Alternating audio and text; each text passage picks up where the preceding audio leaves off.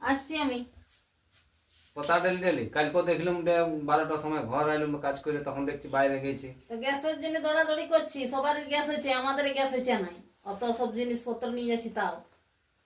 গ্যাসের জন্য কোন দৌড়াদৌড়ি করে নাকি? তো ঘরে বসে থাকলে পাবো? বাজারে 10 টাকা কিলো মূলা বিক্রি হয়েছে। মূলা 10 টাকা কিলো আনি দিব, খাই নিবি ঢের করে। দুনিয়ার গ্যাস হবে? গ্যাসের জন্য আধার কার্ড নিয়ে ঘুরে তো বেড়াই। ওই গ্যাসের কথা বলি নাই, রান্না করে খাবার, যে রান্না করে খাবারটা হয় সেই গ্যাসের কথা বলা হচ্ছে এখানে।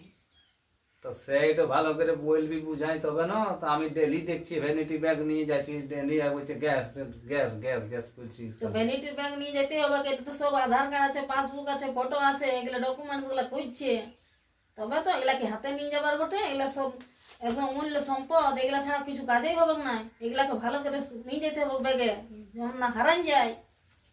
তো সেটা ভালো করে বলবি তবে তো, কি আমি ভারত গ্যাস নিয়ে আসবো না, ইন্ডিয়ান গ্যাস। ভারত গ্যাসই খালি বটে, বলছি গ্যাস হইছে নাই, গ্যাস হইছে নাই। তো আমি ভারত ভাবলাম গ্যাস।